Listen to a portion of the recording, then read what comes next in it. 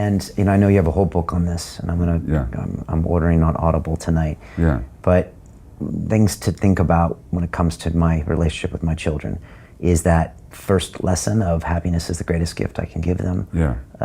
Those first 7 years are very important. Are there other things? Actually, the first 7 years are crucial. I would say the first 3 years are the nub of it. I always say to people, you get the first 3 years right, you can relax. If you don't get the first 3 years right, you'll be practicing remedial parenting for decades. And that's just how it works. First 3 years, so I got 6 months left with my first son, Caden. Well, I'm sure you didn't screw it all up. And, and what does screwing it up look like? And how would you know? Well, first of all, you'd know because there I am with my son, and I'm not finding rest in it. So I don't know how to be there with him. I don't know how to be there for him. And I was like that, And I was always waiting for my kids to grow older when I could intellectually engage them. And now we'll have something in common. But the sheer act of being, or the sheer state of being, I could never achieve with them. And it's interesting because I look at my brothers. They're so wonderful with little kids. They're so spontaneously there for them. I never knew how to do that, So while you're busy waiting for them to get old enough to talk and engage, you've already missed the window. You already missed it. You missed it because you haven't developed, because the real relationship doesn't depend on words. It depends on the capacity to be with. And I can sense just that energy from you. I'm just here with you. Yeah. And I'm here. And I welcome your presence. Right. And I welcome you to exist in my presence. And I'm overjoyed to have you in my presence. Right. That's what the child needs from the parent. And that's communicated with body language and everything. And to the energy that you exude. And they can feel it. They can absolutely feel it. Wow. They can't name it, but they can feel it. Okay, and that already starts changing their personality right there. That shapes their personality. Okay. Yeah. Okay. And so that's in the first few years. And so you were waiting to intellectually engage, which makes sense. They always say that mothers form a different bond than fathers. Is that just another way, an anachronism? Mothers form a different bond, but only because mothers are present with their kids. Whereas the fathers tend to visit the kids. I mean, the father goes to work typically and then visits at home for a couple of hours and then takes off again next morning. Those fathers who stay home with their kids, they learn how to mother their kids. So it's not a gender issue, it's a relational issue. And the mothers allow themselves to be trained by the kids, whereas the fathers tend to impose their own expectations on the kid. Okay. This is not universal, I'm talking by and large. So those fathers who have the good fortune, like in the civilized countries where parents are given paternity leave, those fathers learn to relate to their kids in a different way than the average father somewhere else.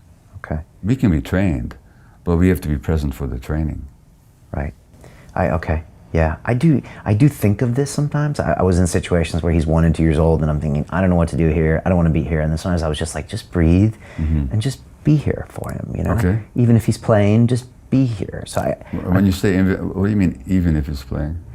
What's that? What do you mean even if he's playing? If he's doing something that seems like I'm not involved. Oh, but you are involved. I know. It's your presence Yeah. that gives him the security that he can play on his own. Right, okay. The anxious child cannot play on his own. Or he'll play on his own as a way of protecting himself. What you actually, like when you actually look at animals play, the cubs play all the time. And play is a preparation for life. But it happens in the protective presence of the parents. Right. So we're there to give them that time to develop in that way with other Exactly. kids and everything. Okay. You're there to give them that space. Yeah. Okay. So some basic lessons are give them the gift of happiness, be present. Yeah. Even if you can't verbally communicate. That's not even the most important part. Just be there. Not even if. You can't verbally communicate because the 2-month-old, the 3-month-old, the 6-month-old doesn't understand words anyway. Yeah. So the communication happens on a much deeper level. Okay. And the name of this book, if people want to get it? Well, the name of the parenting book that I co-wrote is called Hold On to Your Kids, Why Parents Need to Matter More Than Peers. And that's been published in over 20 languages internationally, and is being published in England in January. And what it's about is that in our culture, the children never need to attach. They need to connect with somebody, because without that connection, they don't survive. And in the hunter-gatherer bands where human beings evolved, those attachments were with adults. And not just one adult or two adults, but with a whole set of nurturing adults. Now in our culture, we've deprived the kids of the parental presence for the most part. And the child's brain can't handle an attachment void where there's no attachment figure. And in the absence of the parent or the nurturing adult, the child will fill that void with the peer group. Now kids become far more peer attached than is healthy for them. And now peers become their models and their mentors and their templates for how to be, how to walk, and how to talk. And as that happens, the kids push away from the parents because they're more minded to belong to the peer group, which has different values from the parents. And the kid's brain can't handle that competition. So the brain of the child will actually choose the peer group over the parent group. And where that goes, you can see on Facebook, and you can see it in the teenage gangs. And you can see it in the increasing frustration of parents who've lost the power to parent, because parents think that their power to parent comes from the fact that they have the responsibility and the strength and the wisdom. It doesn't come from that. The power to parent comes from the desire of the child to belong to you. When the child is driven to belong to the peer group, because we've taken him out of his natural context, we lose the power to parent. What do we do then? We ratchet up the pressure. We become more authoritarian. We lose the authority, so we become authoritarian. And the more authoritarian we become, the more pressure we put on them, the more they resist. And now we label them with oppositional defiant disorder, and we call them obstreperous and bad and naughty kids. All they're doing is acting out their attachment dynamics. So if we want to discipline kids, we actually have to make them our disciples. And the disciple is not somebody who's afraid of you. The disciple is somebody who loves you and wants to belong to you and follow you. So discipline is the very opposite of punishment. Mm. And how do you do that with your kids? Well,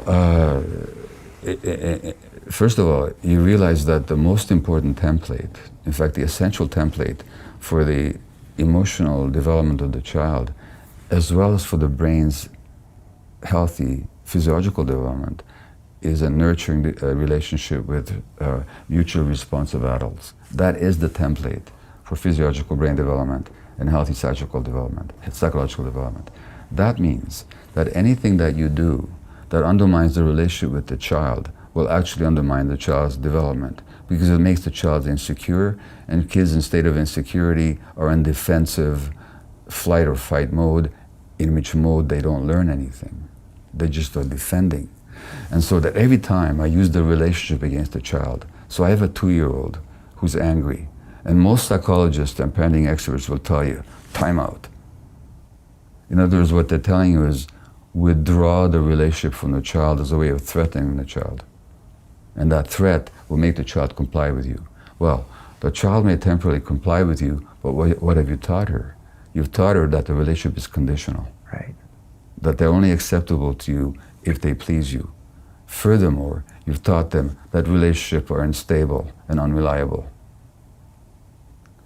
And you've learned, and they've learned, that you're not available for them when they're most upset. Because why is he acting out? Why is he throwing a tantrum? Because they're frustrated about something, because they're angry about something, because they're unhappy. And you say to them, when you're most unhappy, that's when I'm least available to you. And this is how parents are taught to parent. Furthermore, parents are taught not to pick up their kids when they're crying. Let them sleep it out, which is utterly noxious. Yeah. Because the child who you don't pick up, right. What lesson do they get? Their emotions don't matter. That's the lesson they get. Okay. And just the opposite of what any loving parent wants to teach. Right. So that the psychology, the parenting psychology in this culture has become anti-child.